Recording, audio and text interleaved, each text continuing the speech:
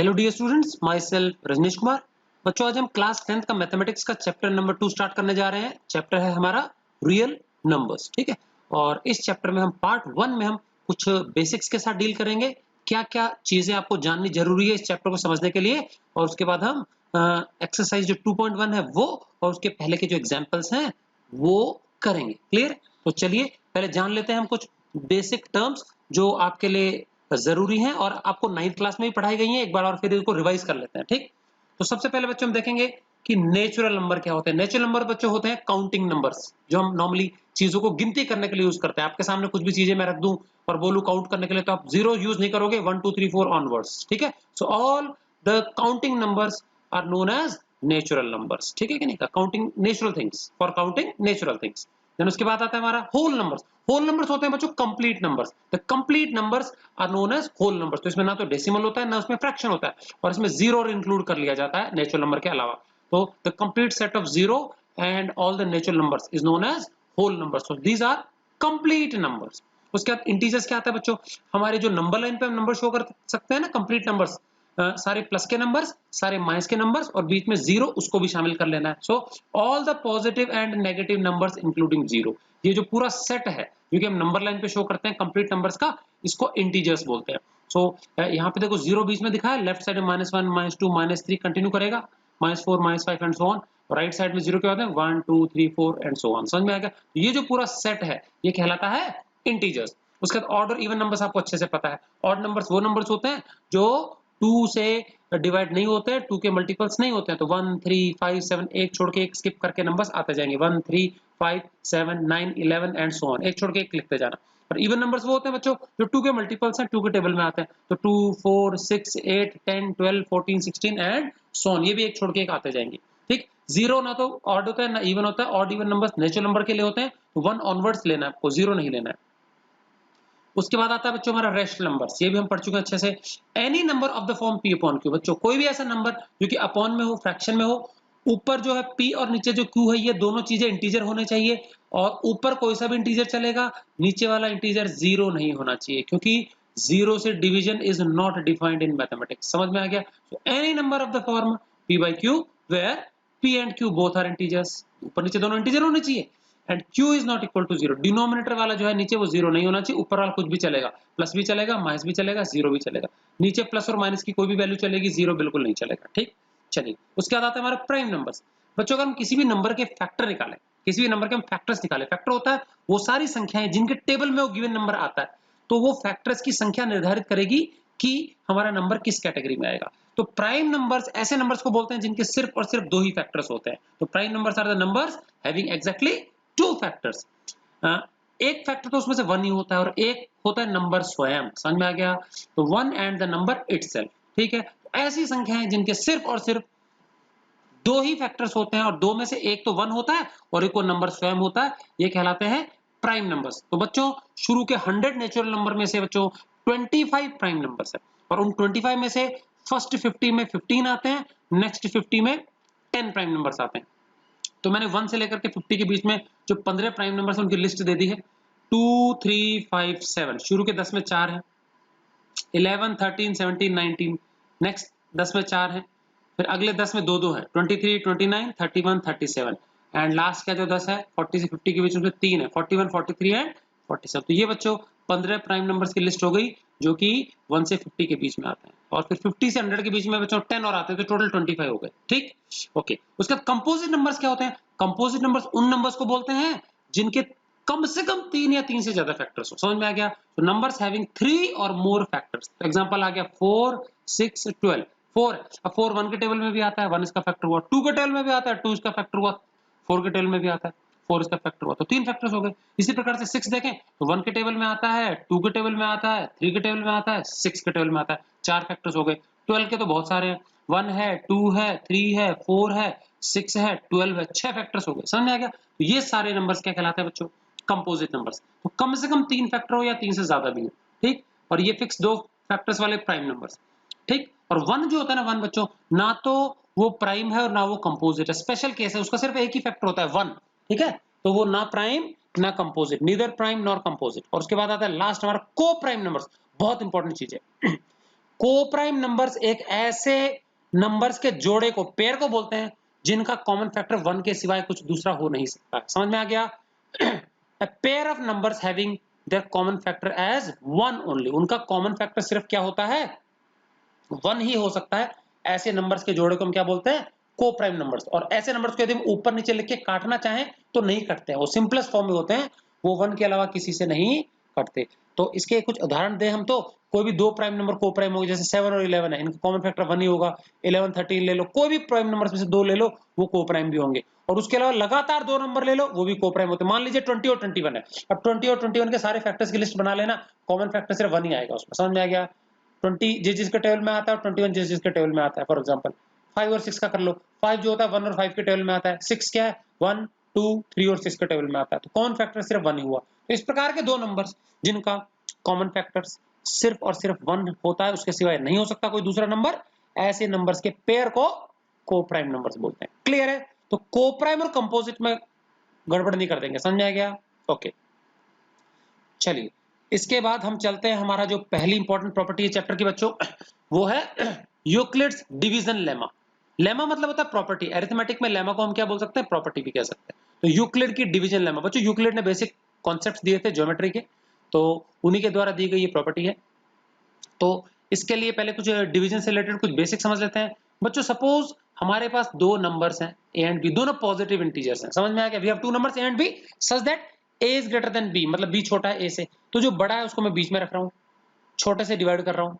तो जिससे डिवाइड करते हैं वो डिवीजर कहलाता है, जिसको डिवाइड करते हैं जो बीच में रखा है डिविडेंड कहलाता है। इधर जो आएगा रिजल्ट वो क्वोशिएंट, नीचे कुछ बच गया तो रिमाइंडर कहलाता है। समझ में आ गया? तो चारों चीजें पता होनी चाहिए, dividend, divisor, quotient and remainder. ठीक।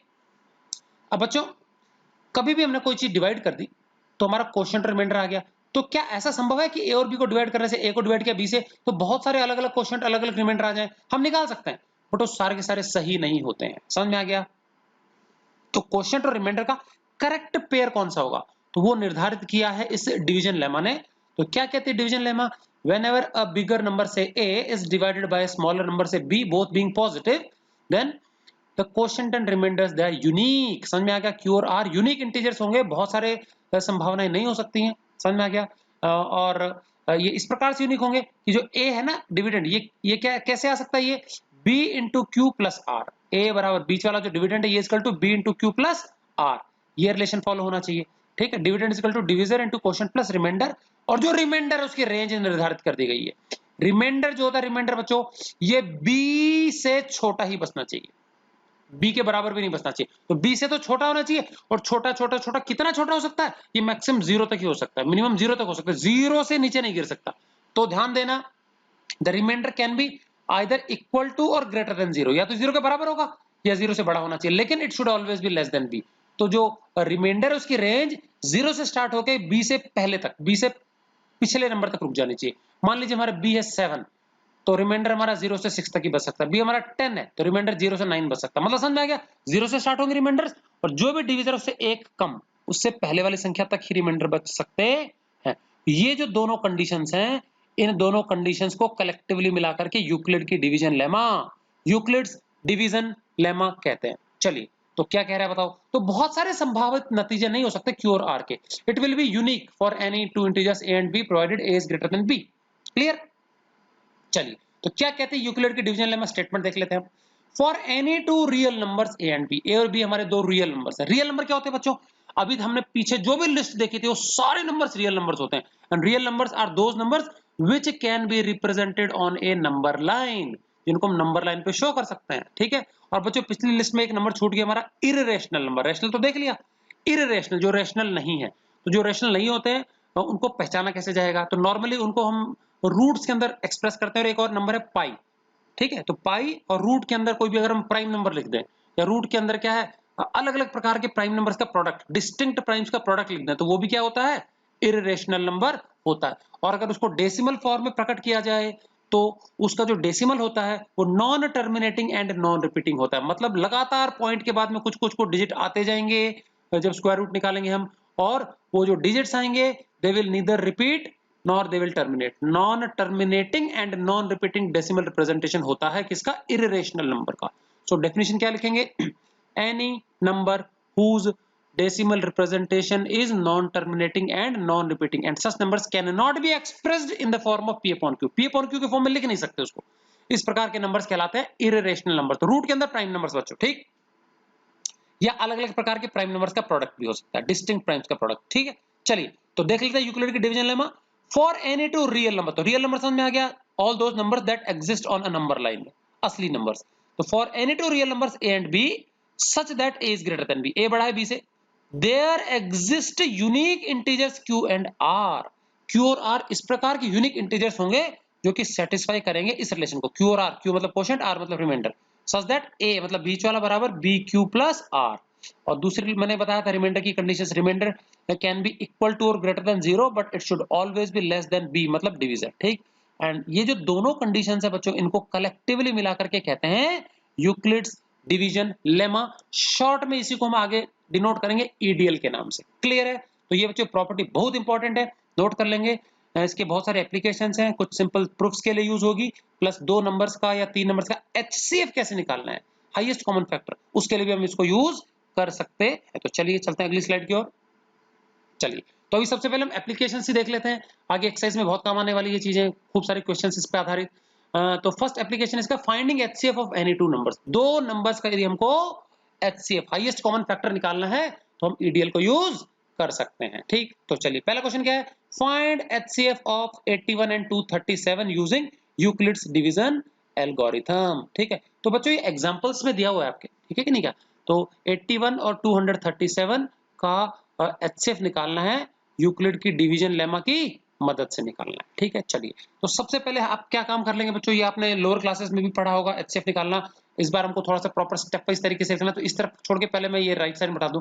ये जो दो नंबर दिए जाते हैं 81 एंड 237, जिसका एचसीएफ निकालना, उसमें से बड़ा नंबर जो है उसको ए मान लेना. तो ए इक्वल टू 237, छोटा नंबर बी मान लेना 81. छोटा बाहर बड़ा अंदर, डिवाइड करना है. 81 3 जा करेंगे तो 243 होता है, ज्यादा हो गया तो 2 जा जाएगा. 81 2 जा 162, सेपरेट करेंगे 7 में से 2 गया तो 5, 23 में से 16 गया तो 7 बचेगा बच्चों. ठीक है, ये हो गया.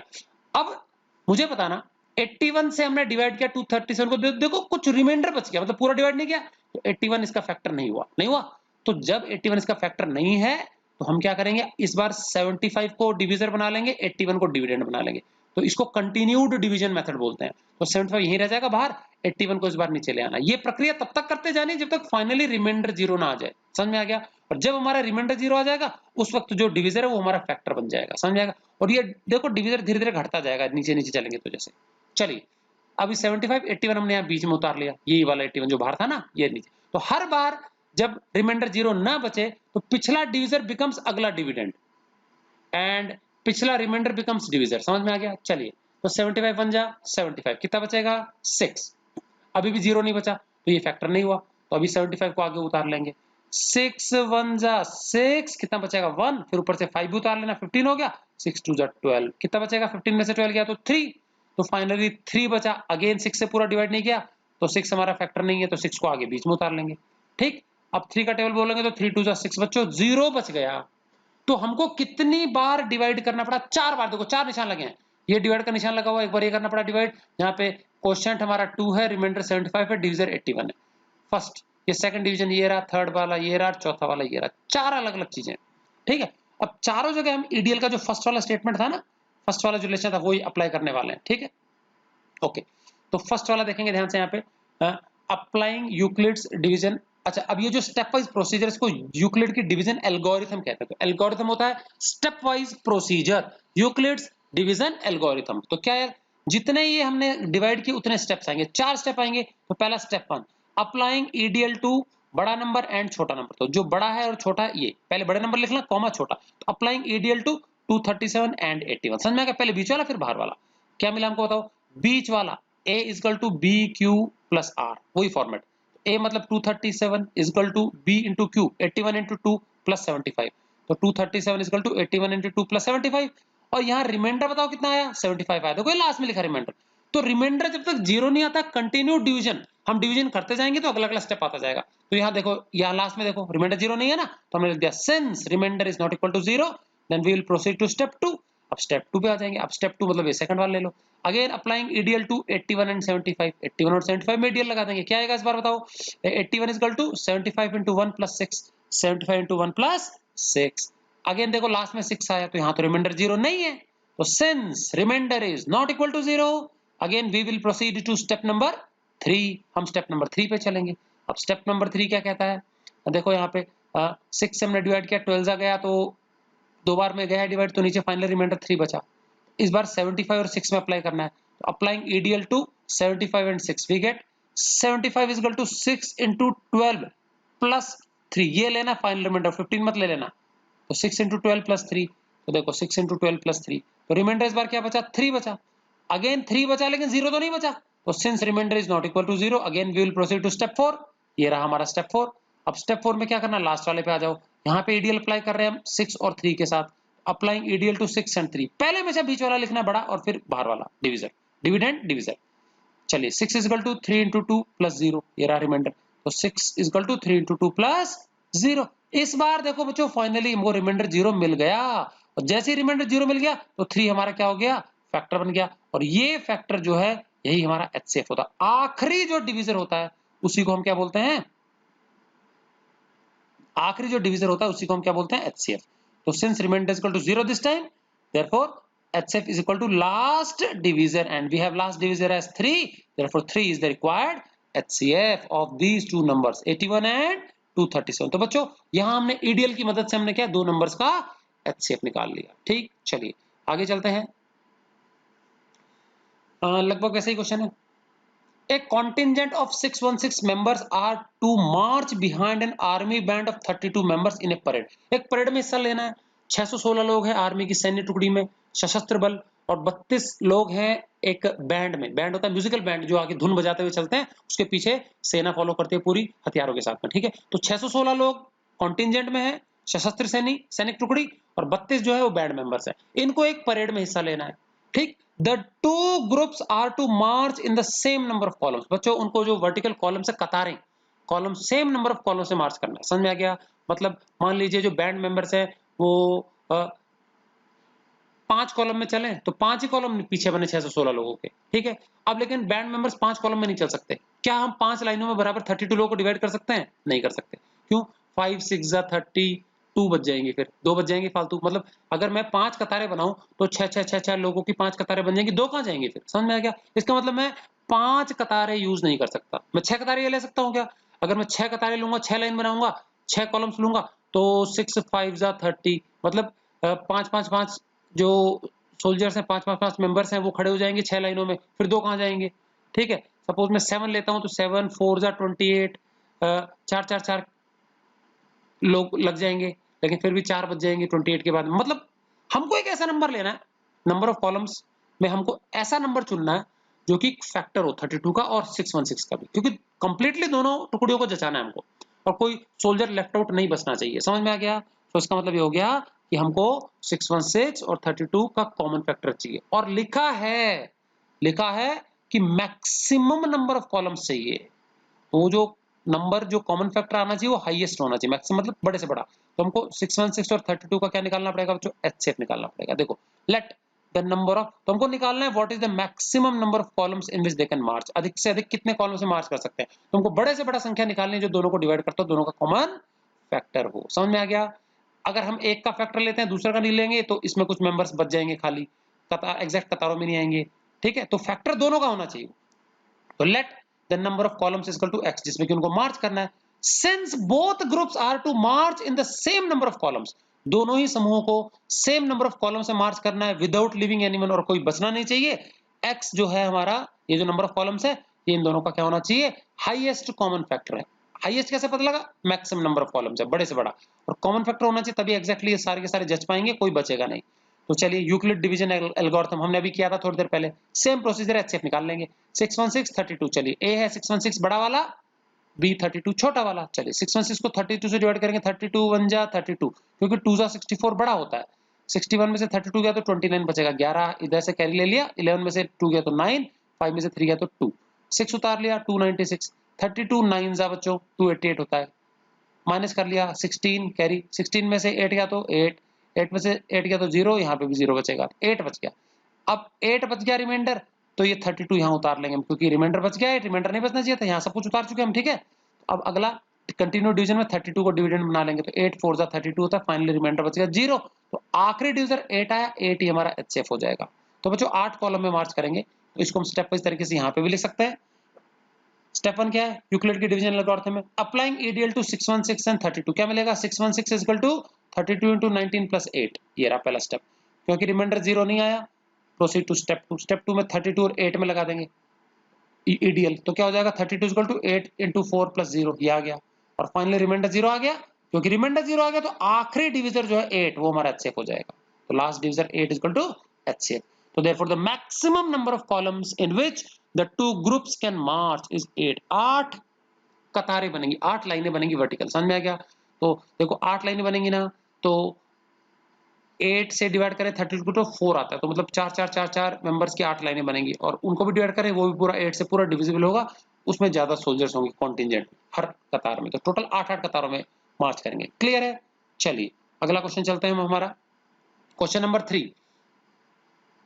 Find the greatest number which leaves 245 and 2053 living remainders 5 in each case। मतलब हमको बड़ी से बड़ी संख्या निकालनी है which divides, जो कि डिवाइड करती है किसको, 245 को भी करती है और 2053 भी करती है, लेकिन डिवाइड करने के उपरांत रिमाइंडर दोनों में 5 बचता है, मतलब पूरी तरह से डिविजिबल ये नहीं है दोनों नंबर उस नंबर से। ठीक है, तो मान लीजिए वो जो बड़ी से बड़ी संख्या है जो 245 और 2053 को डिवाइड करती है, रिमाइंडर 5 शेषफल देती है दोनों के साथ, वो x है। Let the required number is equal to x। तो क्वेश्चन के अकॉर्डिंग क्या है, देखो 245 को x से डिवाइड करते हैं, कुछ क्वेश्चन आता है रिमाइंडर 5 बच जाता है। 2053 को x से डिवाइड करते हैं, कुछ क्वेश्चन आता है सपोज q डैश अलग, लेकिन रिमाइंडर वही बचता है 5। समझ में आ गया दो चीजें। अब मुझे बताओ बच्चों यहाँ पे रिमाइंडर 5 क्यों बचा। रिमाइंडर 5 इसलिए बचा क्योंकि ये 245 में एक्स्ट्रा है, जो एक्स्ट्रा है वही बच जाता है। अच्छा अगर ये एक्स्ट्रा नहीं होता, इसके पास 5 फालतू नहीं होता, तो रिमाइंडर नहीं बचता, नहीं बचता तो पूरा पूरा डिवाइड जाता, पूरा डिवाइड जाता तो ये फैक्टर होता। फिलहाल फैक्टर नहीं है x 245 का। ठीक, तो मैं चाहता हूं कि फैक्टर बन जाए, तो फैक्टर कैसे बनेगा बताओ, कि 5 को पहले ही हटा लेते हैं, जो एक्स्ट्रा इसमें से हटा लेते हैं। तो अगर x जो है 245 को डिवाइड करने पर 5 शेषफल छोड़ता है, 5 पहले ही हटा लो, 240 इसमें से 5 कम कर दिया तो 240 हो, तो 240 को पूरा पूरा डिवाइड करेगा। तो ये देखो 245 में से 5 घटा लो, पहले 240 आया, तो x डिवाइड्स 240 कंप्लीटली, 240 को पूरी तरह से डिवाइड करेगा। सेम चीज यहाँ पे भी है, अगर ये 5 इसमें से पहले कम कर लूं तो कितना आएगा 2048, x जो है 2048 को कंप्लीटली डिवाइड करेगा। अब मुझे बताओ x किस किस को डिवाइड करेगा कंप्लीटली, एक तो 240 को और 2048 को, और इन दोनों को डिवाइड करेगा तो इनका कॉमन फैक्टर हो गया। इसको भी कर रहा है इसको भी कर रहा है, तो दोनों का फैक्टर हो गया, तो कॉमन फैक्टर हो गया। और कह रहा है कि बड़े से बड़ा नंबर होना चाहिए, तो अब एचसीएफ निकालना है हमको किसका, 240 का एंड 2048 का। तो x equal to HCF of 240 and 2048। चलिए ईडीएल के माध्यम से कर लेते हैं। चलिए यहाँ पे थोड़े से स्टेप मैंने शॉर्ट मार दिए, अभी बहुत ज्यादा लंबी डिटेल लैंग्वेज नहीं लिखी है। बड़ा वाला नंबर ए हमारा 2048, छोटा नंबर 240। चलिए बड़े को डिवाइड किया छोटे से, 240 8 जा 1920 होता है, 9 जा थोड़ा ज्यादा चल जाएगा, 8 में से 0 गया तो 8, 4 में से 2 गया तो 2, 20 में से 19 सेपरेट किया तो 1 आया। ठीक, चलिए अब 128 बचा जो कि इससे कम है, तो ये डिवाइड नहीं किया पूरा पूरा, तो 240 को यहाँ आगे उतार लेंगे एज ए डिविडेंड। 128 बन जा 128, क्योंकि 128 2 जा 256 होता है, बड़ा होता है, ठीक है ना 240 से। चलिए 10 में से 8 गया तो 2, इधर बचेगा 3, 3 में से 2 गया तो 1, इधर बचेगा 2 का 2, 2 में से 1 गया तो 1, 112 आ गया। 128 फिर आगे उतार लिया, 112 1 जा 112, कितना बचेगा 16, फिर 112 आगे उतार लिया, 16 7 जा बच्चों एक्जैक्टली 112 होता है। फाइनल रिमाइंडर बच गया 0। कितनी बार डिवाइड करना पड़ेगा, 4 बार। तो देखो 4 स्टेप में हम एचसीएफ निकाल सकते हैं। तो फर्स्ट स्टेप क्या है, अब मैंने सिर्फ मैथमेटिकल स्टेप्स लिखे हैं। Applying EDL to 2048 and 240 we get, ये लिख सकते हैं। तो 2048 is equal to 240 into 8 plus 128, पहला स्टेप। अगेन यहाँ पे देखो रिमाइंडर 0 नहीं आया क्योंकि 128 है। स्टेप 2 पे चले गए हम। स्टेप 2 क्या कहता है, अप्लाई ईडीएल टू 240 एंड 128। तो 240 इक्वल टू क्या हो जाएगा, 128 into 1 plus 112, ये आ गया सेकंड स्टेप। अगेन यहाँ पे देखो रिमाइंडर 0 नहीं आया, ये वाला 0 नहीं आया, therefore will move into step 3। Step 3 क्या कहता है, ये अप्लाइंग ईडीएल टू 128 एंड 112, 128 और 112 में क्या लगा देंगे, 128 equal to 112 into 1 plus 16, 112 into 1 plus 16। Again here remainder is 16 which is not equal to 0, proceed to step 4। step 4 देखो 112 is equal to 16 into 7, 16 into 7 और प्लस देखो नीचे 0 आ गया। फाइनली यहाँ पे लास्ट स्टेप में रिमाइंडर 0 आया, रिमाइंडर 0, तो आखिरी जो डिवीजर 16 है वही हमारा एचसीएफ है। तो देयरफॉर फाइनली एचसीएफ क्या आ गया 16, और हमारा जो रिक्वायर्ड नंबर है x जो कि HCF था 240 और 2048 का, कितना आएगा आंसर बच्चों? 16 आएगा। यहाँ रिक्वायर्ड नंबर इज 16। क्लियर है बच्चों? ऐसा ही क्वेश्चन एक आपके मिसलिनियस में भी है, वहां पे बस क्या है, रिमाइंडर है, वहां पे दोनों जगह 5 ना देके एक जगह 5 है, एक जगह 7 है, तो यहाँ 5 है तो इसमें से 5 घटा दिया, तो x फैक्टर हो जाएगा उसका। यहाँ पे 7 है तो यहाँ जो नंबर दिया उसमें से 7 घटा देना, जो बच जाएगा उसका ये फैक्टर हो गया। फिर जो भी दो नए नंबर आएंगे दोनों घटाने के बाद में, उन दोनों का क्या निकाल लेना, आप HCF निकाल लेना। समझ में आ गया कि नहीं? क्या इसी प्रकार से निकाल सकते हैं। चलिए, ये था हमारा क्वेश्चन नंबर 3। अब बच्चों ये ईडीएल के कुछ और एप्लीकेशंस हैं, आपके एग्जांपल्स में से दिए हुए हैं, ठीक है? तो आपकी जो एक्सरसाइज 2.1 है, इसके पहले कुछ एग्जांपल्स हैं, उन एग्जांपल्स में है ये आपके प्रॉब्लम्स, ठीक है? तो पहला एग्जांपल है, एग्जांपल नेसेसरीली मैंने प्रॉपर ऑर्डर में नहीं लिए हैं, तो आपके आई थिंक उसके पहले 6 एग्जांपल्स हैं, 3 + 3 इस तरह से, ठीक है कि नहीं? क्या तो एक बार 3 लिए मैंने, एक और बार 3 लिए, तो आगे पीछे हो सकते हैं, कोई प्रॉब्लम नहीं, लेकिन एग्जांपल सारे कवर किए हैं, तो आप चेक कर लेना। मैंने क्वेश्चन भी दिया है आपके रेफरेंस के लिए। चलिए, क्वेश्चन नंबर 1 क्या कहता है एग्जांपल। तो ये एक एप्लीकेशन तो हमने देख लिया ईडीएल का, कि कैसे एचसीएफ निकालने के लिए यूज करते हैं दो नंबर्स का। EDL is used for simple arithmetic proofs as explained below. और कुछ और छोटे-मोटे अरिथमेटिक प्रूफ्स के लिए हम ईडीएल को यूज कर सकते हैं। तो नीचे कुछ उदाहरण पेश है आपके सामने। एग्जांपल 1 क्या है? Show that any positive integer is of the form 3q और 3q+1 और 3q+2। कोई भी पॉजिटिव जो इंटीजर है वो इन तीनों रूपों में होगा, ये साबित करना है हमको। Where q is some integer, और q हमारा कोई भी इंटीजर है पॉजिटिव। क्लियर है? चलिए, तो मान लेते हैं कोई पॉजिटिव इंटीजर x है, let x be any positive integer. तो कह रहा है कि वो जो पॉजिटिव इंटीजर है ना, वो हमको इन तीनों रूपों में साबित करना था। मतलब जो x है वो बराबर क्या होना चाहिए? या तो 3q होना चाहिए, या 3q+1, या 3q+2। तो देयरफॉर क्या शो करना है? x इक्वल टू या तो 3q, या 3q+1, या 3q+2, where q is some integer, positive integer. चलिए बच्चों, आपको जो भी q के साथ लिखा दिखे वो हमारा डिविजर ले लेना b, और a हमारा ये x है जो हमने पॉजिटिव इंटीजर लिया। समझ में आ गया कि नहीं? क्या तो ईडीएल के लिए ये डिविडेंड लेना हमेशा, और q के साथ जो दिखे वो हमारा क्या लेना? डिविजर। तो applying EDL to dividend x, ये रहा, एंड डिविजर 3 वी गेट। तो हम यहाँ डिविडेंड और डिविजर को अवॉइड भी कर सकते हैं, applying EDL to x and 3 we get, ऐसे भी लिख सकते हैं। देखो मैंने आपके सहूलियत के लिए यहाँ शो कर दिया, x को डिवाइड कर रहे हैं 3 से, तो हमारे को रिमाइंडर r मिलेगा, क्वेश्चन मिलेगा q। तो ईडीएल लगाएंगे तो यहाँ क्या मिलेगा? x इक्वल टू 3q+r, हमने लिख दिया x इक्वल टू 3q+r। अब मुझे बताओ बच्चों, r की रेंज क्या है? मैंने बताया था 3 से डिवाइड कर रहे हैं ना, तो r जो है 0 के बराबर है उससे बड़ा, लेकिन 3 से कम। तो 0 हो सकता है, 1 हो सकता है, 2 हो सकता है। तो r की रेंज 0 के बराबर है उससे बड़ा, लेकिन 3 से कम। तो 3 से कम कम पे रुक जाना है और 0 से स्टार्ट करना, 0 1 2 3 से छोटा छोटा ये। तो 3 ये हमारे क्या बच सकते हैं? रिमाइंडर्स बच सकते हैं। तो बच्चों ये हमने रिलेशन 1 मान लिया, जो ईडीएल का फर्स्ट स्टेटमेंट है, relation 1, x equal to 3q+r, x बराबर बीच वाला बराबर 3q+r। अब इसमें बारी बारी तीनों रिमाइंडर्स पुट कर देंगे। तो put r equal to 0, r equal to 1 and r equal to 2 in equation 1। इसमें तीनों एक बार 0 पुट करेंगे, एक बार 1, एक बार 2।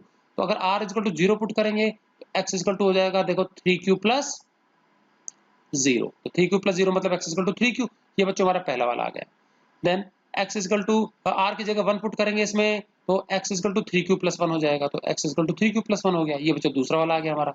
और अगर हम r की जगह क्या कर देंगे? 2 पुट कर देंगे। यहाँ क्या पुट कर देंगे? 2। तो देखो फर्स्ट वाली इक्वेशन में r की जगह 2 पुट कर देंगे, तो x इक्वल टू 3q+2। तो ये आ गया x इक्वल टू 3q+2। ये आ गया हमारा थर्ड वाला। समझ में आ गया? तो तीनों रूप हो सकते हैं पॉजिटिव इंटीजर के। क्लियर? चलिए नेक्स्ट एग्जांपल पे चलते हैं। Show that every positive even integer is of the form 2q। कोई भी प्लस की इवन संख्या होगी वो तो 2q के रूप में होनी चाहिए, and every positive odd integer is of the form 2q+1। और ऑड नंबर है पॉजिटिव, वो 2q+1 के फॉर्म में होना चाहिए, q कोई भी पॉजिटिव इंटीजर है। क्लियर?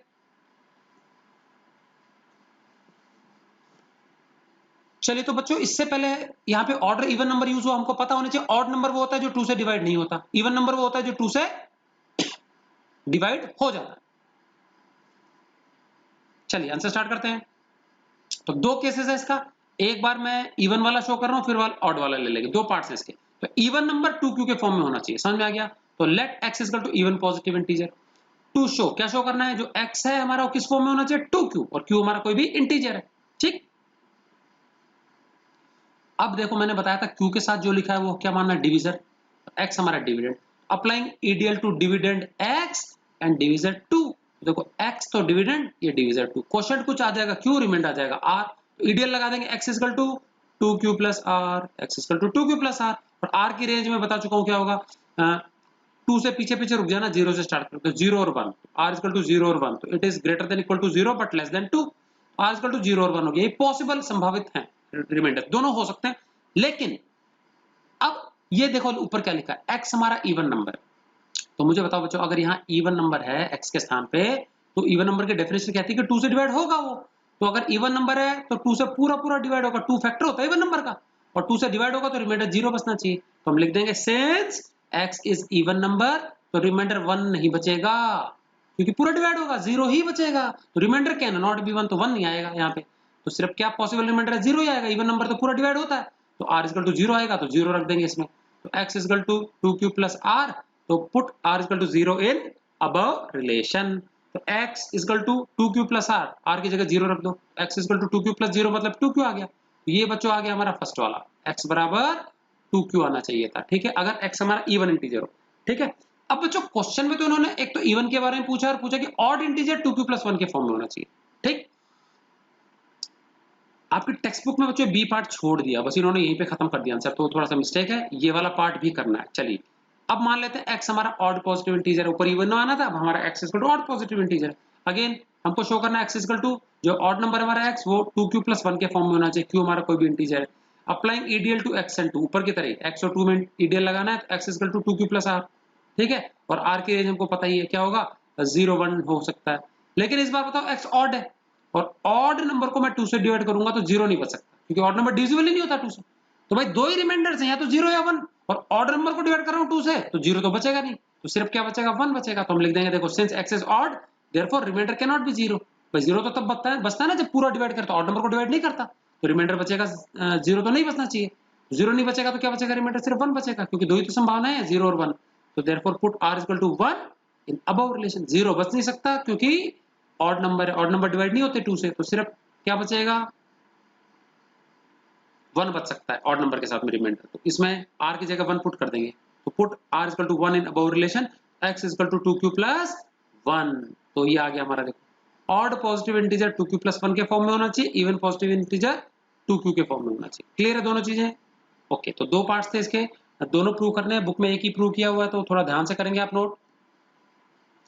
चलिए बहुत इंपॉर्टेंट क्वेश्चन है, use EDL to show that, EDL की मदद से शो करना है square of any positive integer, बच्चों देखो बहुत इंपॉर्टेंट चीज है, स्क्वायर निकालना है यहाँ पे, of any positive integer is either of form 3m और 3m प्लस 1, या तो 3m के रूप में होगा या 3m प्लस 1 के रूप में होगा, और m हमारा कोई भी इंटीजर है, क्लियर है, m हमारा कोई भी इंटीजर। अच्छा बच्चों इंटीजर्स में एक बहुत इंपॉर्टेंट प्रॉपर्टी, इसको हम बोलते हैं क्लोजर प्रॉपर्टी, क्या कहते हैं क्लोजर प्रॉपर्टी, इंटीजर में इंटीजर जोड़ो इंटीजर आएगा, इंटीजर में से इंटीजर माइनस करो इंटीजर आएगा, integer into integer is yet again integer, समझ में आएगा कि नहीं क्या, और इंटीजर को इंटीजर से डिवाइड करो तो कंपलसरी नहीं है, ठीक है, तो तीन चीजों में हमेशा इंटीजर आने वाला, क्या, प्लस में integer plus integer, integer integer into integer, integer integer minus integer, integer plus minus और मल्टीप्लाई में आएंगे, ठीक है, क्लोजर प्रॉपर्टी कहलाती है।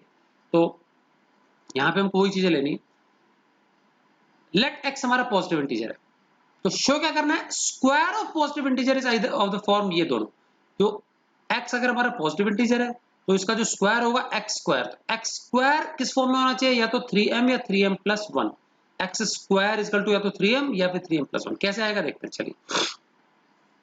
तो अभी यहाँ पे देखो m के साथ क्या दिख रहा है, क्यों नहीं है, क्यों की जगह m में कोई फर्क नहीं पड़ता उसमें, ठीक है कि नहीं, क्या 3 दिख रहा है, तो 3 को डिविजर के रूप में क्यों लेना, applying EDL to x and divisor 3, x और डिविजर 3 जो है उसमें क्या लगाना है, ईडीएल लगा देना, ठीक है कि नहीं क्या, तो बताओ क्या आएगा, बताओ x को डिवाइड किया 3 से, क्वोशिएंट q आएगा, रिमाइंडर r आएगा, तो x equal to 3q plus r लिख सकते हैं, x equal to 3q plus r, where r की रेंज मैंने बताया था 0 से बड़ी या 0 के बराबर, लेकिन डिविजर मतलब 3 से छोटी, तो it can be greater than equal to 0 but less than 3, तो 0 1 और 2 तीन संभावनाएं होगी, r इक्वल टू 0 1 एंड 2। बच्चों बारी बारी 0 1 2 रखेंगे इसमें, लेकिन उससे पहले इसको स्क्वायर कर लेंगे, क्योंकि हमको स्क्वायर लाना है, तो squaring both sides of relation 1, तो x equal to 3q plus r है, इसका स्क्वायरिंग कर दिया बोथ साइड्स, तो देखो यहाँ तो x स्क्वायर हो गया और यहाँ हो गया 3q प्लस r का होल स्क्वायर। समझ में आ गया? 3q प्लस आर का होल स्क्वायर। ओपन कर लेंगे, यहाँ लेफ्ट साइड में छेड़ना नहीं हो, राइट साइड में ओपन कर लो। A square plus B square plus 2ab। A square देखो बच्चों 9q स्क्वायर, ए स्क्वायर क्या हो जाएगा 9q स्क्वायर, क्योंकि 3q का होल स्क्वायर करेंगे। बी स्क्वायर आर स्क्वायर और 2ab, तो 2 into 3q into r, 2 into 3q into r, ये हो गया 3 2 6q आर। आ गया सारा। अब बारी बारी एक बार रिमाइंडर 1 भरना है, एक बार 2 भरना है, एक बार 3 भरना है। इसमें स्क्वायर वाली में ये नंबर 2 मान लिया, तो put r equal to 0 in 1 in equation 2। इस 2 वाली में, स्क्वायर वाली में एक बार r इक्वल टू 0 भरेंगे, एक बार 1 भरेंगे, एक बार 2 भरेंगे। तो पहले मैंने 0 भर दिया है, गलती से पहले 2 पहले भरा गया तो कोई बात नहीं, ये देख लेंगे। फिर 1 मैंने आगे भर दिया, ठीक है, तो उसमें कोई फर्क नहीं पड़ेगा, सीक्वेंस तो 0 1 2 बारी बारी भर लेंगे। चलिए r इक्वल टू 0, अच्छा r इक्वल टू 0 भरेंगे बच्चों तो ये फैक्टर उठ जाएगा, क्योंकि यहाँ r 0 आएगा, ये भी उठ जाएगा 0 का स्क्वायर, तो सिर्फ 9q स्क्वायर बचेगा। तो 9q स्क्वायर प्लस 0 का स्क्वायर प्लस 6q इंटू 0, ये कट गया, 0 से इंटू करके 0 आएगा, ये 0 उठ गया, तो 9q स्क्वायर ही आएगा। ठीक, अब बच्चों को लाना क्या है, कह रहा है कि 3m के फॉर्म में होना चाहिए, तो इसमें से 3 बाहर निकालो कॉमन। तो अगर 3 अलग कर लेता हूं तो बचा कुछ क्या रह जाता है 3q स्क्वायर, क्योंकि 3 3 से 9q स्क्वायर होता है। अब ये 3q स्क्वायर क्या है, गौर करना, मैं इसको m मान सकता हूं कि नहीं, क्योंकि m हमारा इंटीजर बोल रहा है। तो बच्चों बताओ, q एक इंटीजर, इंटीजर का स्क्वायर करें तो भी इंटीजर ही आएगा भाई। कोई भी नंबर है, मान लो 5 है, 5 का स्क्वायर करो 25, वो भी इंटीजर है। -3 है, -3 का स्क्वायर करो 9, वो भी इंटीजर ही है। तो कोई भी इंटीजर हो, चाहे प्लस का हो माइनस का, उसका स्क्वायर करेंगे तो इंटीजर ही आएगा, ठीक है। और फिलहाल तो पॉजिटिव नंबर से ही है, तो भाई q एक इंटीजर लिखा है ना यहाँ पे, q एक इंटीजर, और q का स्क्वायर भी इंटीजर ही होगा। और अब q का स्क्वायर इंटीजर है, तो उस इंटीजर को 3 से इंटू करेंगे तो एक और इंटीजर आएगा। तो लेट, ये ब्रैकेट के अंदर जो भी इंटीजर है उसको सपोज हम क्या मान लेते हैं m, तो ये क्या आ जाएगा 3m। तो यहाँ लिखा वेयर 3q स्क्वायर जो है इसको हमने m मान लिया, और ये भी क्या है एक इंटीजर है। समझ में आ गया? तो ये आ गया हमारा x square equal to 3m, पहला वाला फॉर्म आ गया। ठीक, चलिए अब r की जगह हमको 1 भरना है, फिर 2 भरना है, तो 1 मैंने यहाँ राइट साइड में देख लेंगे, बाद में भर दिया है, पहले 2 देख लेते हैं। चलो r इक्वल टू 2 भरना है इक्वेशन 2 में, 9q स्क्वायर ऐसा कैसा, प्लस यहाँ 2 का square plus 6 into q into 2, 6 into q into 2, तो 6 टू द 12q हो जाएगा यहाँ, तो ये 2 टू द 4 हो गया, और 9q स्क्वायर ऐसा कैसा आ गया। अब बच्चों इस 4 को मैं लास्ट में लिख रहा हूँ, लेकिन 3 प्लस 1 करके, उसका कारण है मुझे 3 कॉमन लेना है। देखो यहाँ पे भी 3 आना चाहिए ना m, तो अब 4 में से 3 कैसे कॉमन आएगा, नहीं आ सकता। तो एक काम करते हैं 4 को तोड़ लेते हैं भाई, 9q स्क्वायर में से 3 निकलता है, इसमें से 3 निकलता है, इसमें से नहीं निकलता, तो इसको लिख दिया 3 प्लस 1, 1 अलग आ गया। अब शुरू के तीनों जो है ना, तीनों समझ में आ गया, 9q स्क्वायर पहले लिखा, 12q मैंने सेकंड नंबर पे लिखा, 4 को लास्ट में ले गया, 3 प्लस 1 कर दिया। तो अब शुरू के जो तीनों, इसमें से 3 कॉमन निकाल लेते हैं, तो 3 कॉमन निकाल लिया, इधर क्या बचेगा 3 3 जा होता है 9, तो 3q स्क्वायर बच गया, इधर 3 4 जा होता है 12, एक q बच गया, 4q को इंटू करेंगे 3 से तो 12q आएगा, और 3 बाहर निकल गया यहाँ, तो 1 बचेगा, 3 1 जा 3 आ गया, ठीक है, और साथ में प्लस 1। तो ये जो ब्रैकेट में है बच्चों, उसको हम एक इंटीजर मान सकते हैं m, समझ में आ गया, क्योंकि 3q स्क्वायर एक इंटीजर, 4q एक अलग इंटीजर, 1 एक अलग इंटीजर, तीनों को ऐड किया तो एक नया इंटीजर आएगा, लेट दैट नया इंटीजर बी m, तो उस m को हमने ब्रैकेट वाली चीज मान ली, तो 3m प्लस 1, m क्या है हमारा इस बार m है 3q square plus 4q plus 1, ये चीज हमारी m है, जो कि क्या है इंटीजर है। समझ में आ गया? अब x इक्वल टू 1 रख लेंगे, r इक्वल टू 1 रख लेंगे, x square equal to 9q square plus r square की जगह 1 का स्क्वायर, इसमें सेकंड वाले में, और 6 इंटू q इंटू 1, तो ये 6q ही रह जाएगा, 1 का स्क्वायर 1, 9q स्क्वायर, ठीक है, 1 को बाद में भेज दो, 6q प्लस 1, और इन दोनों में से 3 कॉमन ले सकते हैं, 3 कॉमन ले लिया तो क्या आएगा यहाँ पे 3q स्क्वायर प्लस 3 2 जा होता है तो 2q प्लस 1, क्लियर।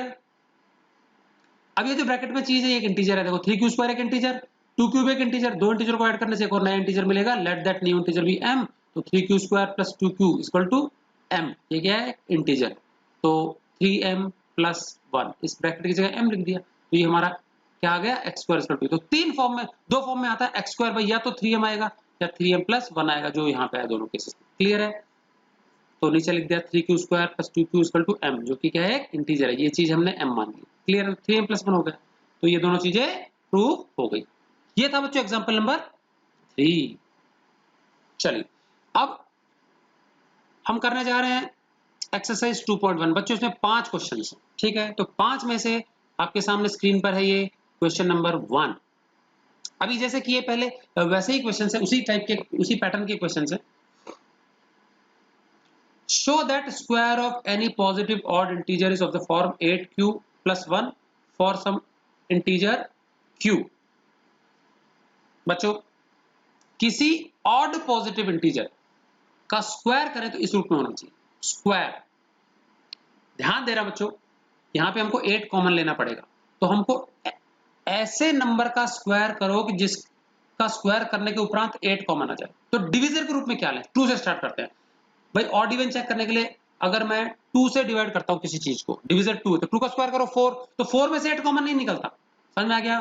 तो 2 डिविजर नहीं लेना। चलो अगर 3 डिविजर चुनते हैं, 3 का स्क्वायर चेक करो, 3 का स्क्वायर 9, तो 9 में से 8 नहीं निकलता, तो 3 भी नहीं लेना है। तो अगला डिविजर फिर 4 है, तो 4 ले लेंगे हम, ठीक है, क्योंकि 4 का स्क्वायर करते हैं तो 4 का स्क्वायर कितना आता है 16, और 16 में से 8 कॉमन निकलता है, समझ में आ गया। तो हमको डिविजर क्या चुनना है 4, और पॉजिटिव ऑड इंटीजर को हम x मान लेंगे, तो let x equal to odd positive integer, समझ में आ गया। और शो करना है कि इसका जो स्क्वायर है, x का जो स्क्वायर है वो होना चाहिए 8q प्लस 1 के फॉर्म में, q हमारा कोई भी इंटीजर है, क्लियर है। तो समझ में आ गया 4 कैसे चुना। कोई भी ऐसा नंबर चुन लो डिविजर ग्रुप में जिसका स्क्वायर करने के बाद 8 कॉमन निकलना चाहिए। तो इसमें हम 2 और 3 नहीं ले पाएंगे, 2 का स्क्वायर 4 छोटा है 8 से, और 3 का स्क्वायर 9 में से 8 निकलता नहीं है, तो अगला हमने 4 लिया। चलिए ईडी लगाएंगे, x को डिवाइड करेंगे 4 से, तो यहाँ कोई क्वेश्चन आएगा सपोज m। ध्यान देना बच्चों, अगर यहाँ इन्होंने q यूज किया तो आप यहाँ m ले लो, यहाँ इन्होंने m लिया तो आप यहाँ q ले लो, अलग ले लेना कोई भी, m n l कुछ भी ले लो, कोई फर्क नहीं पड़ेगा, ठीक है, a b c भी ले सकते हैं। तो x इक्वल टू क्या हो जाएगा, आइडिया लगाएंगे तो x equal to 4m plus r, 4m plus r, equation number 1। और r की रेंज देखो हमने 4 से डिवाइड किया है तो 0 से लेकर 3 तक हो सकता है, r इक्वल टू 0 1 2 3, 4 रिमाइंडर संभव है, क्लियर है। अब मुझे बताओ बच्चों, एक बहुत इंपॉर्टेंट रूल है, ध्यान देना। अगर मैं किसी ऑड नंबर को इवन नंबर से डिवाइड कर रहा हूं, ऑड नंबर को इवन नंबर से डिवाइड कर रहा हूं, मतलब डिविजर के रूप में इवन नंबर ही ले रहा हूं, यहां तो इवन ही ले रहा हूं। इवन नंबर से डिवाइड करने के 2 रूल्स, ध्यान से सुनना। अगर मैं किसी इवन नंबर से इवन नंबर को डिवाइड करता हूं तो रिमाइंडर हमारा या तो 0 या इवन।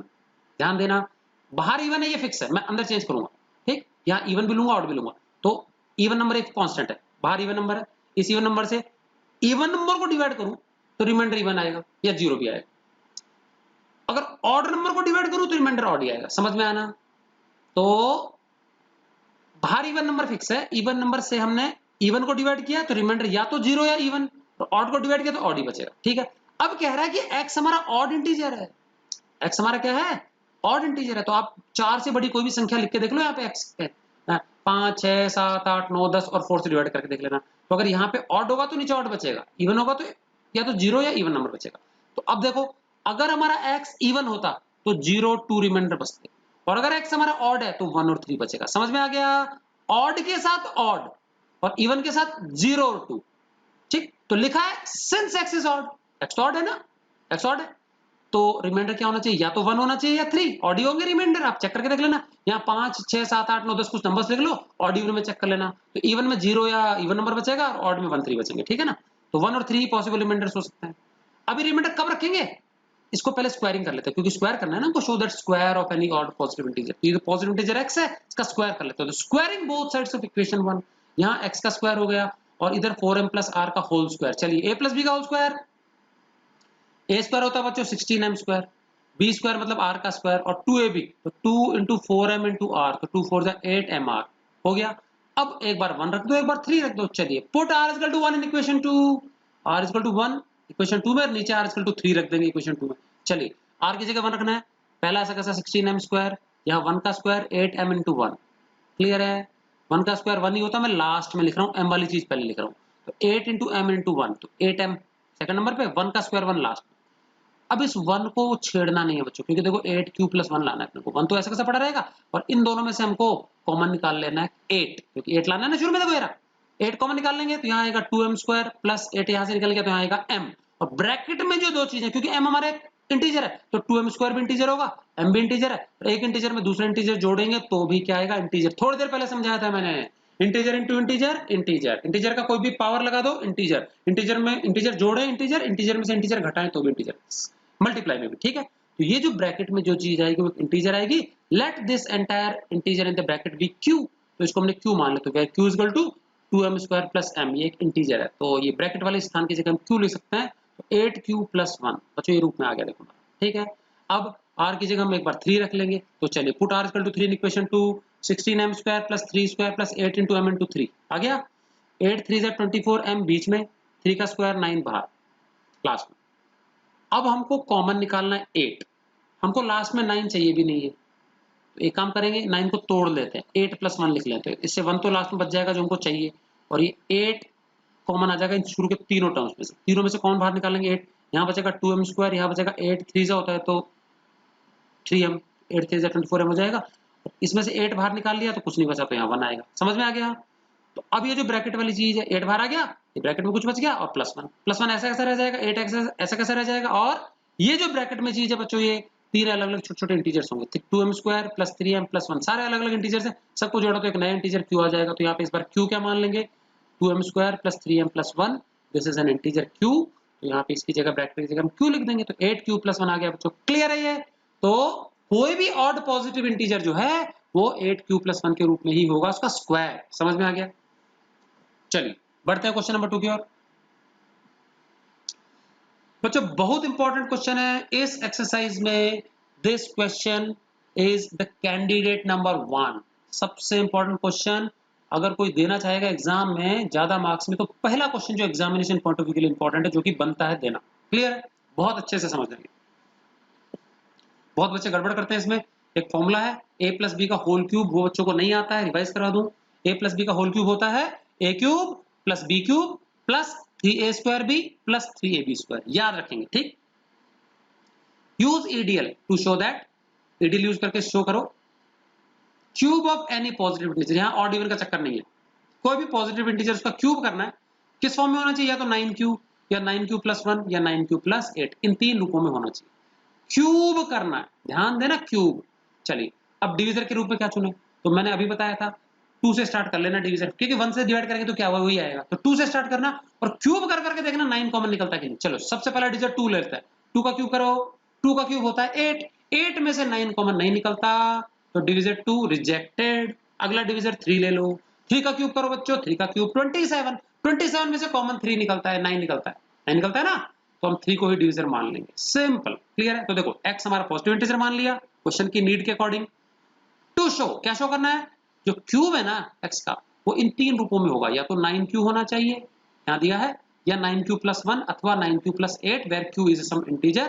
तो हमको ईडीएल किस में लगाना है, डिवीजर मैंने बताया 3 चुन लेंगे, apply EDL to x and 3, x बीच में 3 से डिवाइड किया, मैंने बोला यहाँ q लिया हुआ तो हम यहाँ m ले लेंगे, ठीक है ना, अभी थोड़ी देर पहले बताया था, तो x को डिवाइड किया 3 से, there will be some quotient m and let us have remainder r, x equal to EDL लगाएंगे तो 3m + r, ये हम लिख पाएंगे, रिलेशन नंबर 1 मान लिया, और पॉसिबल रिमाइंडर्स बच्चों 3 से डिवाइड किया तो 2 तक होएगा, 0 से स्टार्ट करके 0 1 2, so these are the possible remainders, और सारे हो जाएंगे क्योंकि ऑड इवन वाला चक्कर नहीं, तो 0 भी होगा 1 भी होगा 2 भी होगा, ठीक है।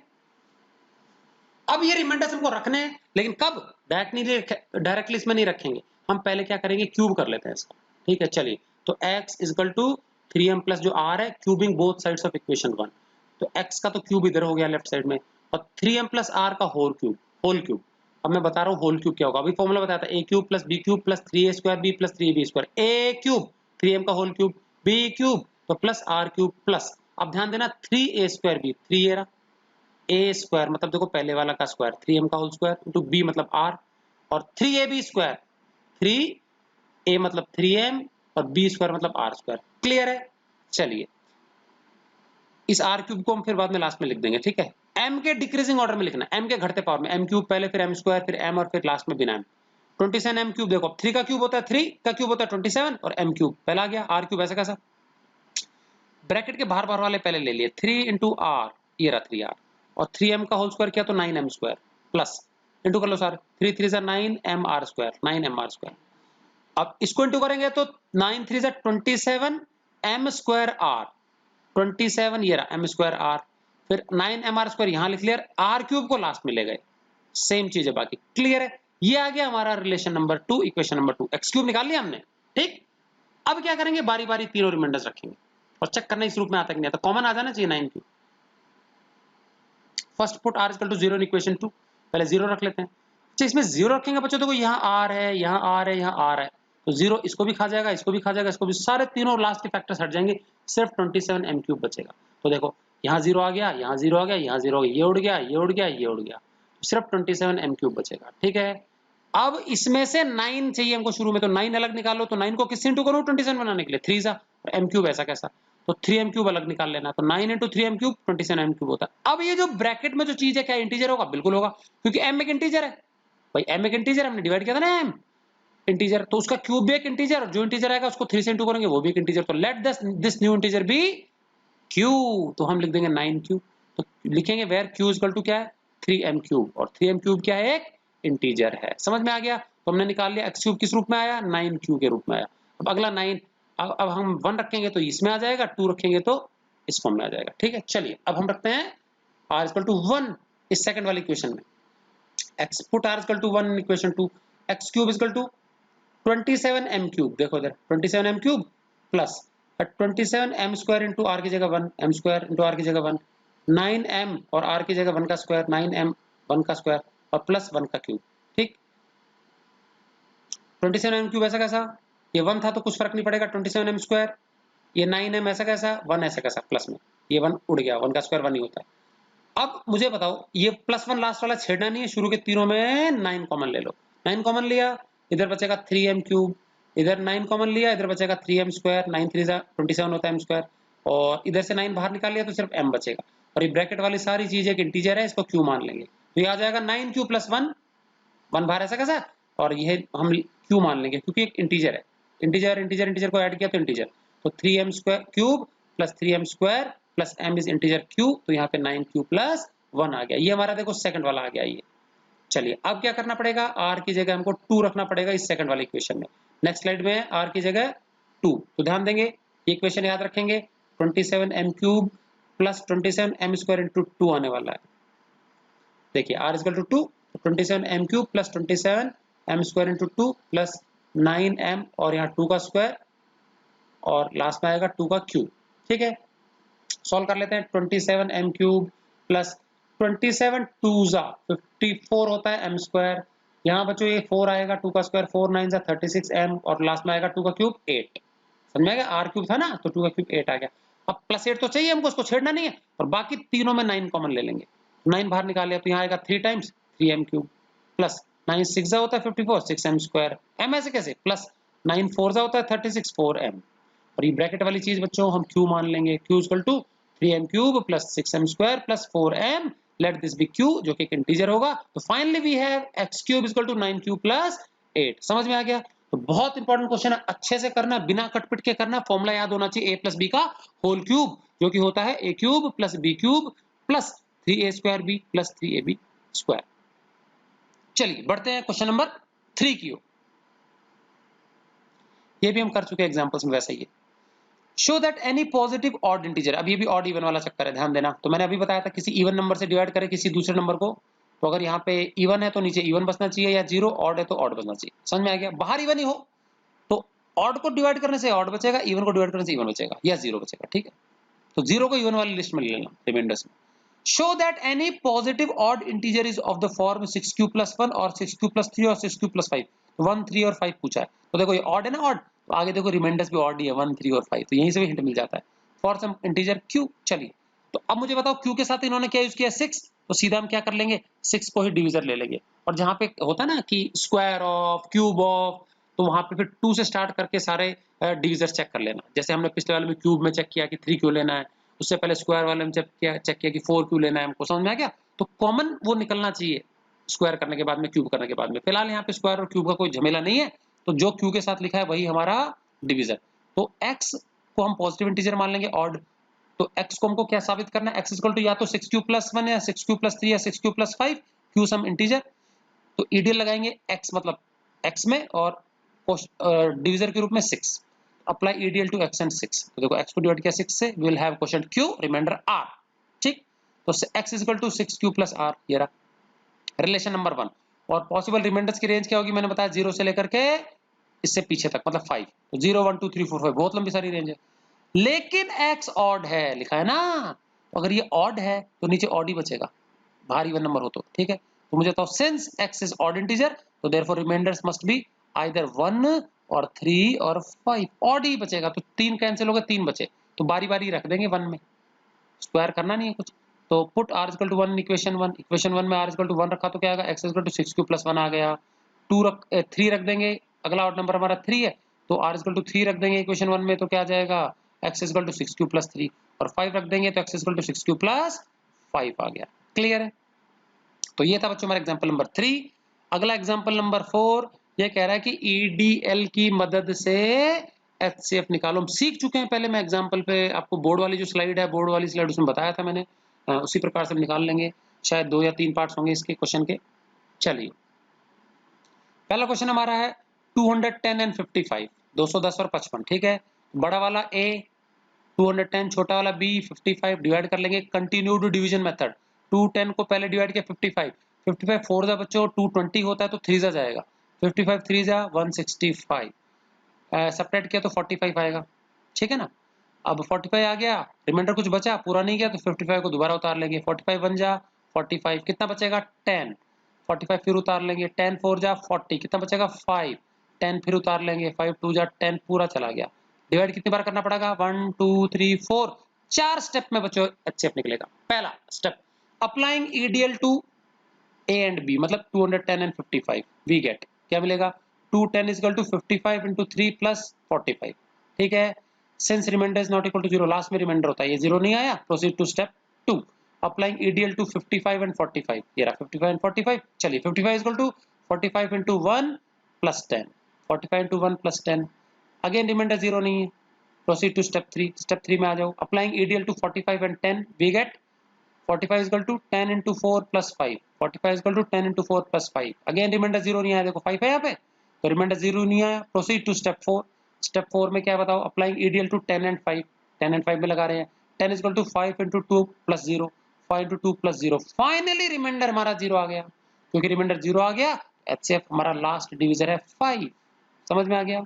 चलिए ऐसे यहाँ कर लेंगे, A हमारा 420, B हमारा 130, डिवाइड कर लेंगे, 130 3 जा 390 होता है, बचेगा 30, 130 नीचे उतार लिया, 34 जा 120 होता है, बचेगा 10, 30 नीचे उतार लिया, 10 3 जा 30, पूरा डिवाइड चला गया, 0 बच गया। 3 बार डिवाइड करना पड़ेगा, 3 स्टेप्स आएंगे। पहला step, applying EDL to 420 and 130, 420 and 130 क्या हो जाएगा, 420 is equal to 130 into 3 plus 30, ये रहा, रिमाइंडर 0 नहीं है, step 2, apply EDL to 130 and 30, ये रहा, क्या आ जाएगा, 130 is equal to 30 into 4 plus 10, 30 into 4 plus 10, देखो रिमाइंडर 0 नहीं है, स्टेप 3 पे आ जाएंगे, स्टेप 3 क्या है, 30 और 10 में EDL लगाएंगे तो 30 is equal to 10 into 3 plus 0, 10 into 3 plus 0, यहाँ पे देखिए लास्ट स्टेप में तीसरे में रिमाइंडर 0 आया, देयरफॉर HCF क्या हो जाएगा हमारा लास्ट डिविजन, और लास्ट डिविजन है हमारा 10, 10 ही हमारा HCF हो जाएगा। समझ में आ गया? तो बच्चों एग्जांपल में भी कर चुके हैं, सेम टू सेम चीज है। आगे चलते हैं,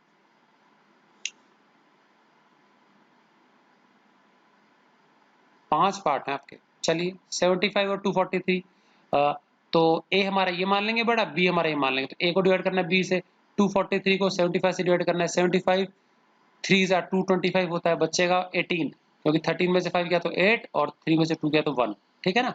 18, 75 नीचे उतार लिया, 18 4 जा 72, 3 बचेगा, 18 नीचे उतार लिया, 3 6 जा 18, 3 बार डिवाइड करना पड़ेगा, 3 स्टेप में आंसर आ जाएगा, HCF 3 आएगा।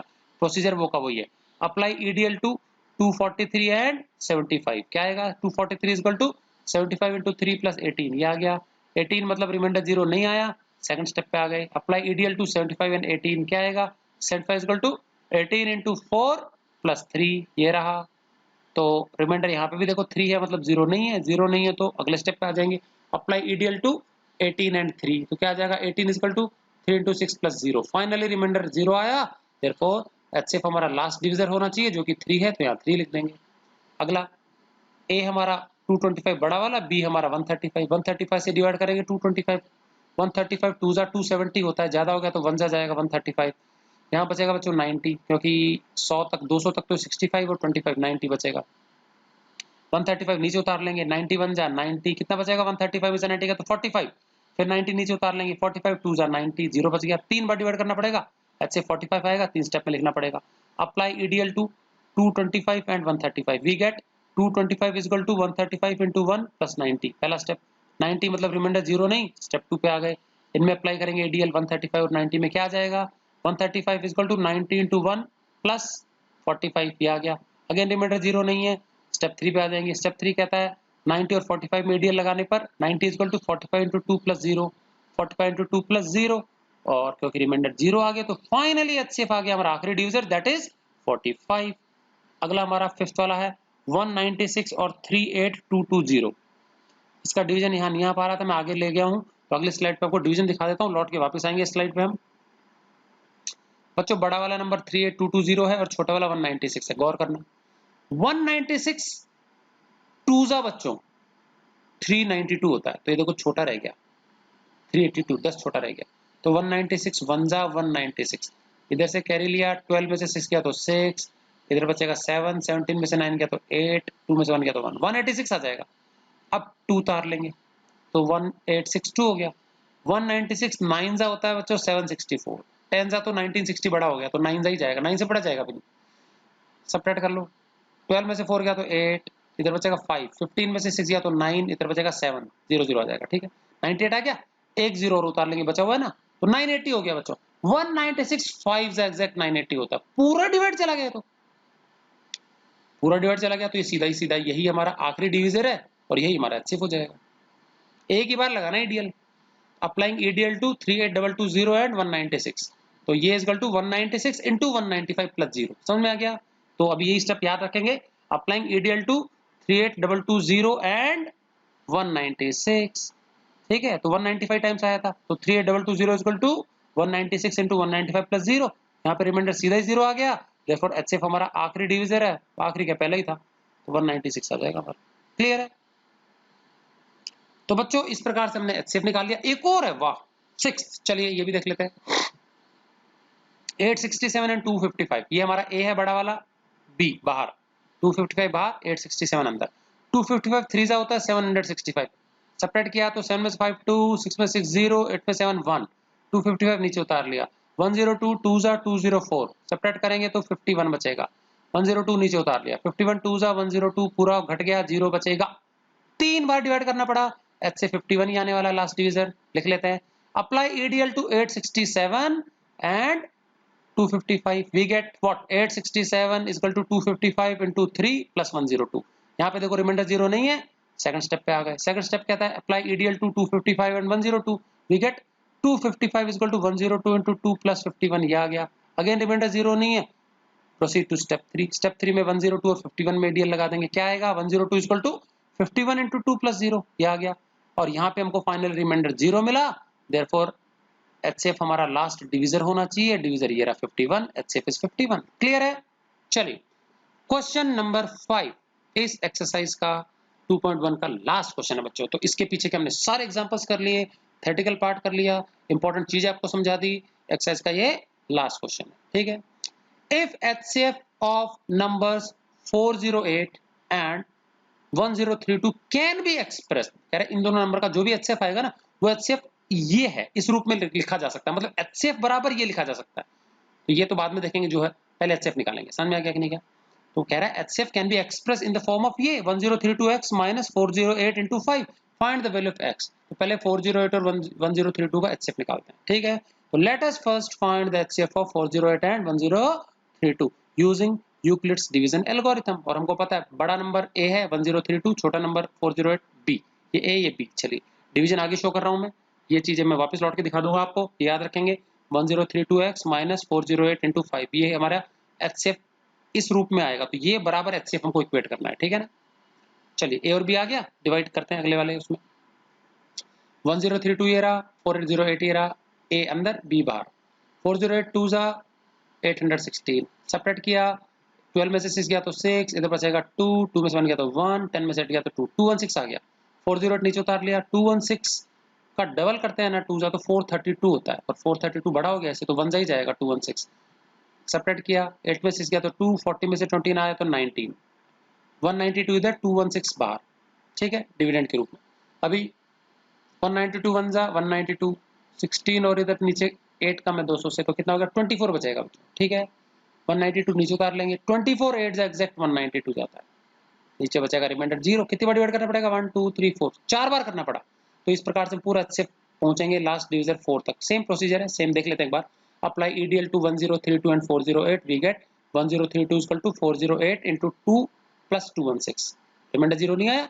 स्टेप 2, स्टेप 2 में 408 into equal to 216 into 1 plus 192, again remainder 0 नहीं आया। Proceed to step 3। स्टेप 3 कहता है 216 इक्वल टू 192 इंटू 1 प्लस 24, ये रहा 24 है, मतलब रिमाइंडर 0 नहीं है। स्टेप 4 कहता है 192 इक्वल टू क्या आना चाहिए, 24 इंटू 8 प्लस 0, 24 इंटू 8 प्लस 0, और रिमाइंडर 0 आया, तो देयरफॉर एचसीएफ हमारा आखिरी डिवीजन होना चाहिए, मतलब 24 आ गया। एचसीएफ आ गया जी 24। अब कह रहा है HCF is expressible in the form, ये वाला, तो एचसीएफ बराबर जो फॉर्म दिया था ना 1032x माइनस 408 इंटू 5, इसके बराबर इक्वेट कर देंगे और एचसीएफ की वैल्यू 24 भर दी, सॉल्व कर लो x। चलिए 1032x ऐसा कैसा, इसको इंटू कर लेते हैं, 5 8 जा 40 का 0 कैरी लगा 4, 5 0 जा 0 4 ऐसा कैसा आ जाएगा, 5 4 जा 20 इंटू करेंगे तो ये आएगा। अब ये तरह के ऐड कर लेना, तो 1032x उधर ही रह गया, 2040 24 में जुड़ गया, तो ये बच्चों 2064 हो जाएगा, 40 में 24 जोड़ा तो 64 हो गया, और 1032 को नीचे भेज देंगे, तो 2064 ऊपर 1032 डिवाइड में नीचे, एग्जैक्टली 2 टाइम्स कटेगा, तो फाइनली बच्चों x आ गया हमारा कितना, 2 आ गया। तो बच्चों इसी क्वेश्चन के साथ में हमारी एक्सरसाइज 2.1 खत्म होती है। यहां तक शायद आपको मैंने क्लासरूम में भी करवा दिया था, जिन बच्चों का छूटा हो, बच्चों के डिमांड आई थी कि हमको वापस करा दिया जाए, तो इसलिए मैंने एक और बार समझा दिया है, तो अच्छे से समझ के एंड तक देख के ध्यानपूर्वक नोट कर लेंगे। अगले वीडियो में मैं समझाऊंगा एक्सरसाइज 2.2 से पहले के एग्जाम्पल्स, प्लस उसके लिए जरूरी कुछ और थ्योरम्स हमारी हैं, फंडामेंटल थ्योरम ऑफ अरिथमेटिक देखेंगे, उससे रिलेटेड और कुछ चीजें भी देखेंगे, उसके प्रूफ क्या है वो देखेंगे, और उन प्रॉपर्टीज के आधार पर फिर हम जो भी एग्जाम्पल्स है सब्सिक्वेंट वो करेंगे और एक्सरसाइज 2.2 को सॉल्व करेंगे। So till next video, goodbye and thanks for watching. सब बच्चे अच्छे से इसको समझ के अपनी नोटबुक में नोट कर लेंगे।